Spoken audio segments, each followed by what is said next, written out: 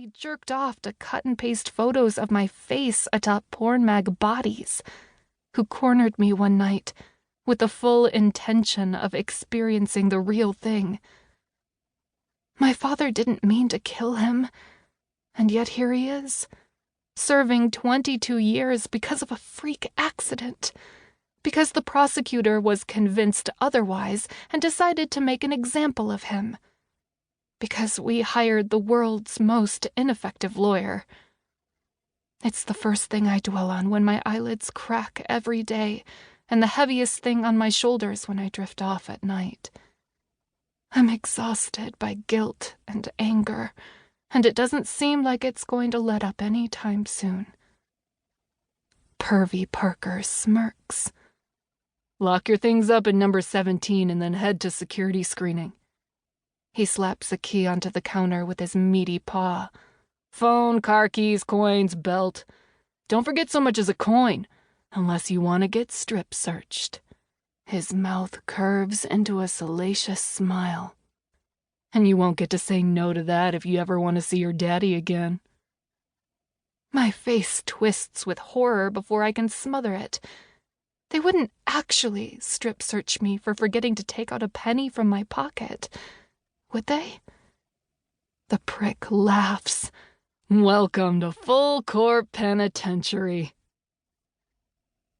Who is she here to see, I wonder, watching the shriveled old lady fidget with her knuckles, her hair styled in tight gray curls, her wrinkled features touched with smears of pink and blue makeup.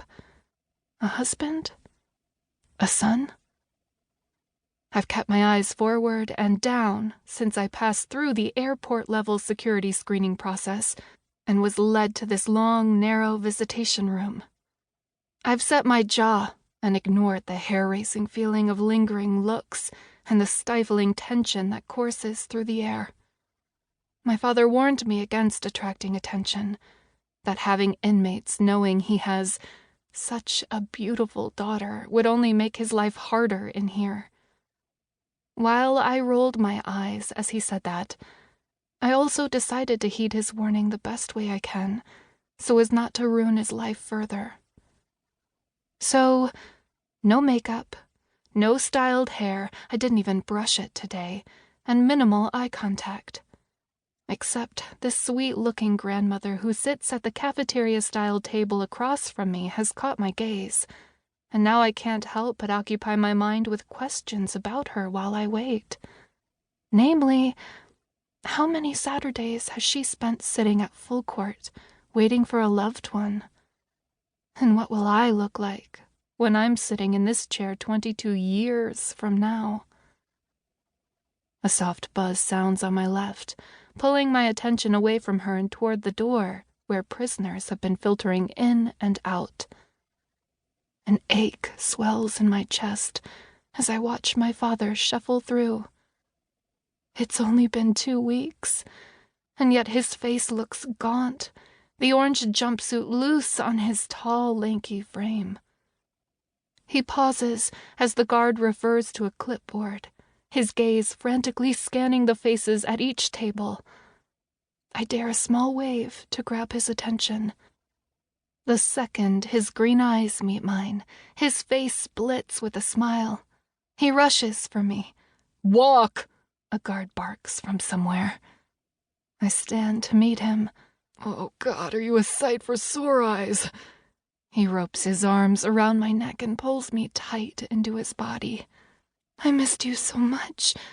I return the embrace, sinking into my father's chest as tears spill down my cheeks, despite my best efforts to keep them at bay. They made me wait for hours. I wasn't sure if I'd make it in today. That's enough. The same guard who just yelled at my father to walk moves in swiftly to stand beside us, his hard face offering not a shred of sympathy. Unless you want to lose visitation privileges, inmate.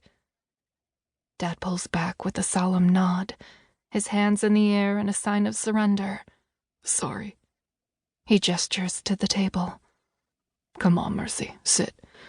Let me look at you. We settle into our seats across from each other, my father folding his hands tidily in front of him atop the table.